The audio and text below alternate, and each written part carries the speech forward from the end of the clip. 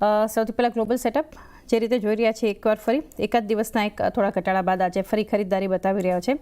જે રીતે ગઈકાલે મજબૂતી સાથેનું ક્લોઝિંગ જોયું છે યુએસ માર્કેટમાં. S&P 500 અન્ય ઇન્ડેક્સ જે છે અને મેજરલી હવે જે ફેક્ટર અહીંયાથી અસર કરી રહ્યું છે એ રેટ કટને લઈને જે અપેક્ષાઓ બનતી દેખાડી રહી છે, જે અનુમાન છે, અને ફેડરલ રિઝર્વ તરફથી જે હવે સંકેતો પણ રેટ કટને લઈને આવતા દેખાડી રહ્યા છે. આ એક ડ્રાઇવિંગ ફોર્સ આપણે કહી શકીએ યુએસ માર્કેટ માટે. ક્રૂડ ફરી એકવાર ઘટાડા સાથે એટલે એક વધુ સપોર્ટિવ ફેક્ટર ભારતીય બજાર માટે આપણે જોઈ રહ્યા છીએ. તો બધા સંકેતો કઈ રીતે તમે જોઈ રહ્યા છો? વેરી ગુડ મોર્નિંગ ચાંદની. તો જે રીતે તમે કહ્યું કે યુએસ માર્કેટમાં આપણને કાલના દિવસમાં ફરીથી એક ઉછાળો બનતો જોવા મળ્યો, તો ક્યાંક ને ક્યાંક ડાઉ જોન્સમાં એક થોડું પ્રેશર આપણને બનતું જોવા મળી રહ્યું છે, કારણ કે 2 દિવસથી છેલ્લા 2 સેશનથી આપણને એક નાનકડી રેન્જમાં એને કારોબાર કરતો જોવા મળી રહ્યું છે. યસ્ટરડેના સેશનમાં doji sort of formation form થઈ છે, એ પણ હાયર એન્ડ પર. તો એક એવી રીતના ઇન્ડિકેશન કહી શકાય કે અત્યારના જે પ્રાઇસ આવી રહ્યો છે ઓલરેડી 41,000ની આસપાસનો જે લેવલ છે એ કદાચિત એક હર્ડલની જેમ કામ કરી શકે છે ડાઉ જોન્સ માટે.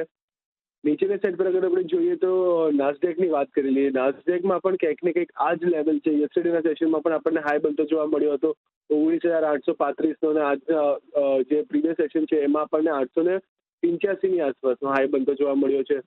તો ક્યાંક ને કંઈક એમાં પણ હાયર એન્ડથી જે પ્રેશર બિલ્ડ થઈ રહ્યું છે એ અહીંયા આપણને ઇન્ડિકેટ કરી રહ્યું છે કે કદાચિત આ લેવલ પર આપણને કન્સોલિડેશન બનતું જોવા મળે, કારણ કે અગર ઇન્ડિકેટર ફ્રન્ટ પર પણ વાત કરીએ તો RSI 50થી 60ના વચ્ચે બધામાં ટ્રેડ કરતી જોવા મળી રહી છે. ઇનફેક્ટ S&P 500માં પણ અગર આપણે જોવા જઈએ તો એક બુલિશ કેન્ડલ યસ્ટરડેના સેશનમાં ફોર્મ થઈ હતી. નિયરલી 0.5% આપણને એક પોઝિટિવ એન્ડ પર ક્લોઝ થતું જોવા મળ્યું હતું, પરંતુ અહીંયા પણ જે લેવલ છે એ છે 5,600ની આસપાસનો, જ્યાં આપણને પ્રેશર બિલ્ડ થતું જોવા મળી રહ્યું છે. અને આજના દિવસ જે પ્રીવિયસ સેશન હતું એમાં પણ એની આસપાસ જ ક્લોઝ આવ્યું છે. તો અત્યારના બધું જ ક્યાંક ને ક્યાંક મેક ઓર બ્રેક લેવલ પર ટ્રેડ કરી રહ્યું છે. અગર અહીંયાથી આપણને જે રેટ કટના સમાચાર આવ્યા અને એના પછી આપણને પોઝિટિવિટી સ્ટાર્ટ થાય છે ફરીથી ઓન જે ઉપરની સાઈડ પર, ત્યારે જઈને એક સારી એવી રેલી એક્સપેક્ટ કરી શકાય. પરંતુ જ્યાં સુધી આ લેવલની આસપાસ આપણને હર્ડલ ફેસ કરતું જોવા મળી રહ્યું છે ત્યાં સુધી આપણને થોડું વેઇટ કરવાની સલાહ રહેશે. યુએસ માર્કેટ પણ એવી રીતના ઇન્ડિકેટ કરી રહ્યું છે કન્સોલિડેશન વાળો માહોલ. યુરોપિયન માર્કેટમાં ડેફિનેટલી આપણને સારી એવી તેજી જોવા મળી રહી છે. યુરોપિયન માર્કેટ ઘણું પોઝિટિવલી ટ્રેડ પણ કરી રહ્યું છે, પરંતુ એના સામે એશિયન માર્કેટમાં પણ એક મિક્સ્ડ ક્યુ બનતા જોવા મળી રહ્યા છે, જેમાં નિકી ઉપર છે, હેન્સેંગ ઉપર છે, પરંતુ અગર આપણે બીજું બધું જોવા જઈએ શાંઘાઈ, જકાર્તા ને એ બધું ઘણું નીચે ટ્રેડ કરતું જોવા મળી રહ્યું છે. તો ફિલહાલ માટે થોડું વેઇટ કરવાનું રહેશે. કદાચિત આપણને આવતા સમયમાં આવતા 2-4 દિવસોમાં એક કન્સોલિડેશનની રેન્જ યા તો કન્ફર્મેશનનો ટ્રેન્ડ આપણને મળી શકે છે. તો એક વ્યૂ ઓવરઓલ જોઈ રહ્યા છે, એક સેટઅપ જે આપણે જોઈ રહ્યા છીએ ગ્લોબલ ફ્રન્ટથી. FIs અને DIsના નંબર પર નજર કરી લઈએ. લગભગ 800 કરોડ આસપાસની FIsની કેશમાં સેલિંગ છે વિરાટ. સામે DIs તરફથી એક મોટો ફિગર જોઈ રહ્યા છે કમ્પેર ટુ FIsની કેશની વેચવાલી. DIs 3,097 કરોડની ખરીદારી કરી છે. વાયદા કારોબારમાં પણ જોઈએ તો ઇન્ડેક્સમાં 728 કરોડ વેચ્યા છે. Stock futures almost flat 37 crore આસપાસનો એક ખરીદારી કરી છે. પરંતુ હવે આ ફિગર્સ કઈ રીતે જોઈ રહ્યા છો? કારણ કે FIsની વેચવાલી કરતાં ઘણું સારો ફિગર એક બાઇંગ DIs બતાવી રહ્યા છે કેશમાં. યસ ચાંદની, જો અહીંયા આપણે જોઈએ તો સ્પેસિફિક આપણે ખાલી કેશની જ વાત કરીએ તો કેશમાં આપણને DI આ વખતે ઘણું અટ્રેક્ટિવ અને અગ્રેસિવ બનતું જોવા મળ્યું છે. એની સામે FIનું મુવમેન્ટ થોડી સી શાંત બન્યું લાગે છે. વોલ્યુમ્સ ઘણા ઓછા કરી જાય એવું દેખાઈ આવી રહ્યું છે, કારણ કે લાસ્ટ આખા વીકની વાત કરીએ આપણે તો 4,158 કરોડનું ખાલી સેલિંગ આપણને FIના એનથી બનતું જોવા મળ્યું છે ટિલ ડેટ, અને 9,758 કરોડનું બાઇંગ આપણને DI બનતું જોવા મળ્યું છે. અને ઇનફેક્ટ જે આખો આપણી આજે વીકમાં જે અગર આપણે ઇન્ડેક્સ સ્પેસિફિક રેલી જોવા જઈએ તો ઇન્ડેક્સમાં એટલો કોઈ મોટો ઉછાળો નથી જોવા મળ્યો. તો ક્યાંક ને ક્યાંક એક મુવમેન્ટ છે કે સ્ટોક સ્પેસિફિક માર્કેટ અત્યારના દર્શાવી રહ્યું છે કે સ્ટોક્સમાં આપણને એ સારી મુવમેન્ટ બનતી જોવા મળી શકે છે. ઇન્ડેક્સમાં ડેફિનેટલી થોડું પ્રેશર હોઈ શકે, પરંતુ સ્ટોક સ્પેસિફિક માર્કેટ છે. સારા સ્ટોક્સને ધ્યાનમાં રાખવા જોઈએ, અને સારા સ્ટોક્સ અગર મળે છે તો એમાં આપણને એન્ટ્રી કરવી જોઈએ. FIના આપણે FNOના ડેટા જોઈએ તો FNOમાં પણ ક્યાંક ને ક્યાંક 727 કરોડનું સેલિંગ એ લોકોએ યસ્ટરડેના સેશનમાં કર્યું છે, અને 21,751 કરોડનું બાઇંગ એ લોકોના ઓપ્શન સાઇડ પર બન્યું છે. તો એ લોકો ઓપ્શન સાઇડ પર થોડા અત્યારના અગ્રેસિવ બની રહ્યા છે, પરંતુ ફ્યુચર સાઇડ પર હજી પણ થોડું એ લોકો કોશિયસલી ટ્રેડ કરતું જોવા મળી રહ્યું છે. તો ઇન્ડિકેશન થોડા મિક્સ્ડ મળી રહ્યા છે, પરંતુ જો અગર અહીંયાથી આપણને ઇન્ડેક્સ 25,000 આસપાસ આવે છે તો એક ઇન્ડિકેશન હશે કે અહીંયાથી આપણને એક બુલિશ રન, અહીંયાથી નવો બુલિશ રન આપણને ચાલુ થતો જોવા મળી શકે. જી, તો એક જોઈ રહ્યા છીએ હાલ આપણને જે એફઆઈએસ અને સાથે ડીઆઈએસના નંબર્સ બતાવી રહ્યા છે. ત્યારબાદ સ્ટ્રેટેજી હવે સૌથી પહેલાં નિફ્ટીની આજે એક્સપાયરી પણ છે, વીકલી ઓપ્શન એક્સપાયરી, અને 24,770 ગઈકાલે જે નિફ્ટીમાં આપણને ક્લોઝિંગ જોવા મળ્યું છે. અને સાથે ખાસ કરીને એક મહત્વની નિફ્ટી બેંક માટે આજે એક્સપાયરીને લીધે રહેશે કોલ રાઇટર્સ અને પુટ રાઇટર્સનો પણ ઝોન જોઈએ. તો જે સ્ટ્રાઇક પર કોલ રાઇટર્સ હતા એના પર નજર કરીએ તો 24,800, 24,900 અને 25,000 આ સ્ટ્રાઇક પર આપણને આઉટસ્ટેન્ડિંગ ઓઆઈ સાથે, અને સૌથી વધારે 24,800ની સ્ટ્રાઇક પર કુલ ઓઆઈ આપણને જોવા મળ્યા હતા. 24,750 પર પુટ રાઇટર્સ છે, 24,700, ત્યારબાદ 24,600ની સ્ટ્રાઇક પર. કઈ રીતે હવે એક્સપાયરી જોઈ રહ્યા છો અહીંયાથી વિરાટ નિફ્ટી માટે? તો નિફ્ટીની એક્સપાયરીની વાત કરીએ તો નિફ્ટીમાં અત્યારના તો થોડું પોઝિટિવ આઉટલુક બનતું જોવા મળી રહ્યું છે. 24,800નું ઇમિડિયેટ હર્ડલ છે, પરંતુ જો અગર 24,800નું હર્ડલ બ્રીચ થાય છે તો જે રીતે મેં કહ્યું કે 25,000 સુધીના રનઅપ પણ આપણે એક્સપેક્ટ કરી શકાય એવું છે. પીસીઆરનો રેશિયો પણ ક્યાંક ને ક્યાંક 1:1 પર ચાલી રહ્યો છે. તો એક ન્યુટ્રલ વ્યૂ છે અત્યારના લોકો. આજના દિવસમાં જે પોઝિશન બનાવશે કે આજના દિવસની જે રેલી હશે એ ખૂબ જ ઇમ્પોર્ટન્ટ રહેશે. બહુ ડિસિઝિવ રહેશે આજની મુવમેન્ટ, જે ઇન્ડિકેશન આપશે આપણને કે ક્યાં સુધી આપણને મુવમેન્ટ બનતી જોવા મળી શકે છે. પરંતુ ત્યાર સુધી 24,800 એક ઇમિડિયેટ હર્ડલ, અગર જો 24,800 આગળના સમયમાં સરપાસ કરી દે છે ઇનિશિયલી 30-40 મિનિટ્સની અંદર, તો આપણે એક્સપેક્ટ કરી શકીએ છીએ કે એક સારી એવી રેલી આપણને બનતી જોવા મળી શકે છે 25,000ના લેવલ સુધી. નીચેની સાઈડ પર 24,700 પાસે સારો એવો સપોર્ટ બન્યો છે, તો 24,700નો સપોર્ટ બનશે, અને ઉપરની સાઈડ પર 25,000 સુધીના લેવલ્સ પણ આપણે આ એક્સપાયરીમાં બનતા જોવા મળી શકે છે નિફ્ટીમાં. ટેકનિકલી સેટઅપની વાત કરીએ તો ટેકનિકલી પણ આપણે જોયું કે યસ્ટરડે સેશનમાં એક ફ્લેટ નોટ પર ઓપન થયું હતું અને ત્યારથી આપણને કન્ટિન્યુઅસ એક પુશ બનતું જોવા મળ્યું હતું નિફ્ટીમાં, જે ઇન્ડિકેશન આપી રહ્યું છે કે હવે બુલ્સ એટલા ઇઝીલી પોતાનો ચાર્જ છોડવા રેડી નથી અને એ લોકો પોતાનો ચાર્જ મેન્ટેન કરવાની ટ્રાય કરી રહ્યા છે. ઇન્ડિકેટર ફ્રન્ટ પર પણ જોઈએ તો RSI કન્ટિન્યુઅસલી નોર્ધન ડિરેક્શનમાં મૂવ કરી રહી છે. તો થોડું પોઝિટિવ આઉટલુક નિફ્ટીને લઈને. તો એક 24,700 અહીંથી નીચેની તરફનો એક સપોર્ટ અને ઉપર પણ એક ખાસ લક્ષ્યાંક આપણને નિફ્ટી એક્સપાયરી સાથે આપણને આપી શકે છે. નિફ્ટી બેંકમાં ગઈકાલે 50,685 આપણે જે લેવલ્સ પર એક ક્લોઝિંગ જોયું એક્સપાયરીના સેશનમાં 100 અંક આસપાસનું એક દબાણ બની શકે આજે, કારણ કે એક ફરી મજબૂતી સાથેના સંકેતો છે. તો એક લીડરશિપ અને એક contribution ICICI bank, HDFC bank આપણને આપી શકે છે. પરંતુ એ પહેલાં નજર કરી લઈએ કોલ રાઇટર્સનો ઝોન જ્યાં હતો સૌથી વધારે 50,800 ઉપર, ત્યારબાદ 51,000 ઉપર સૌથી વધારે આ સ્ટ્રાઇક પર, ત્યારબાદ 51,500 ઉપર આપણને આઉટસ્ટેન્ડિંગ ઓઆઈ જોવા મળ્યા.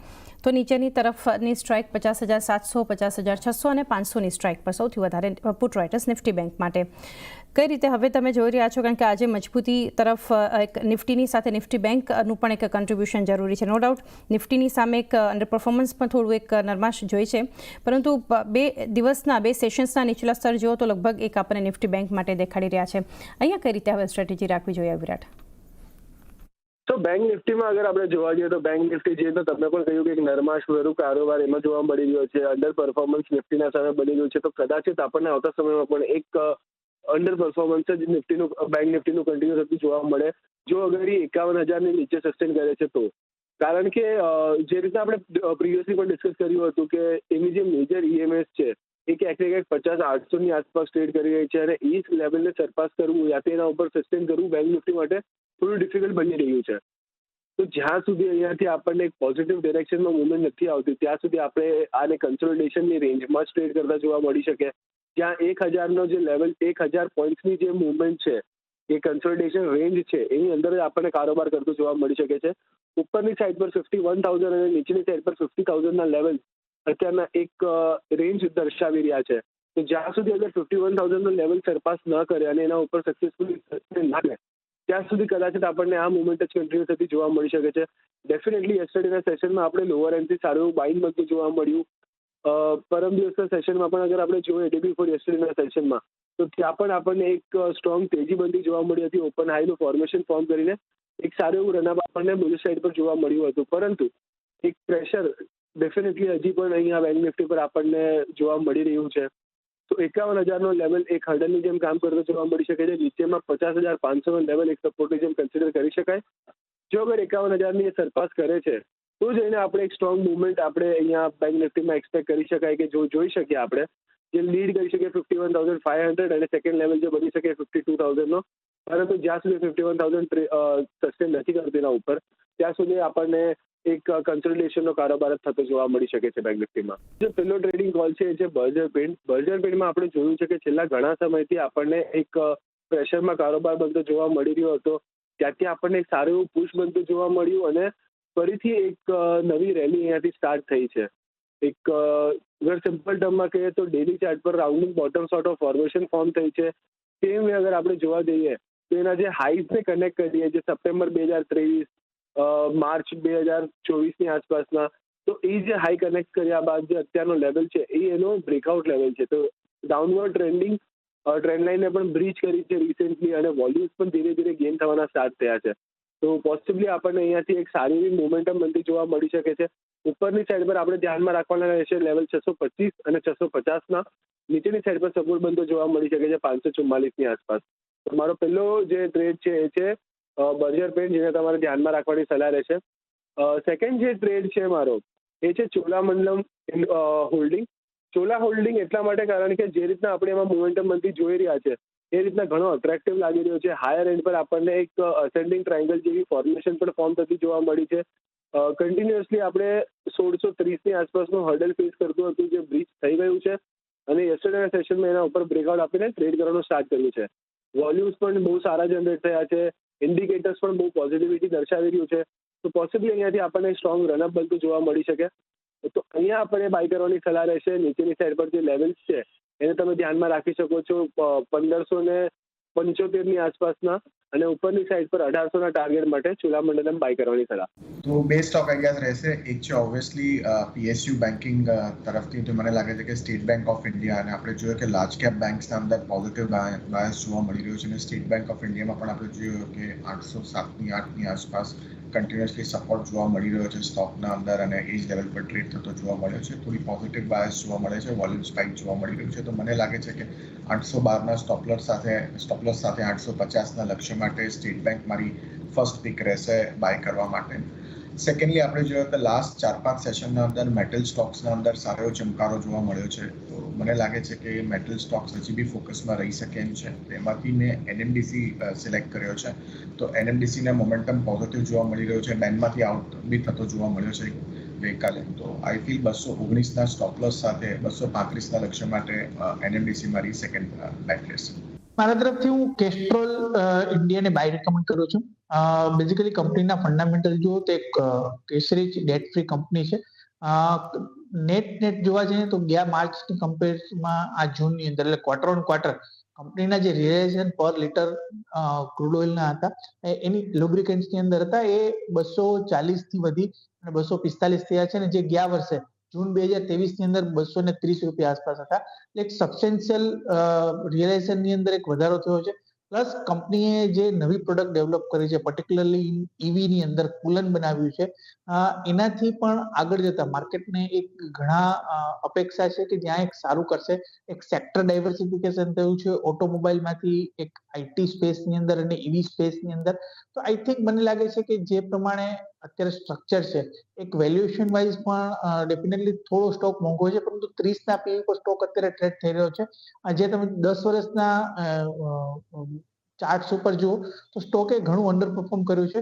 મારું માનવું છે કે વેલ્યુએશન કમ્ફર્ટ, એક સ્ટ્રોંગ બેલેન્સ શીટ અને આગળ જતા જે કંઈ પણ નવો સેગમેન્ટ ડાયવર્સિફાઈ કર્યો છે ત્યાંથી એક સારું પોટેન્શિયલ આવી શકે છે. એટલે કેસ્ટ્રોલની અંદર કરંટ વેલ્યુ બાય રેકમેન્ડ કરું છું.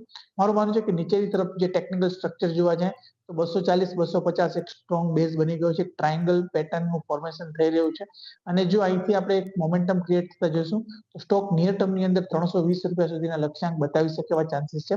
એટલે 250ની નીચે સ્ટોપ લોસ મૂકી કેસ્ટ્રોલ ઇન્ડિયાની અંદર બાય રેકમેન્ડ છે. ઉપરની તરફ 320 સુધીના લક્ષ્યાંક આવી શકે છે આવતા 3 થી 4 મહિનામાં.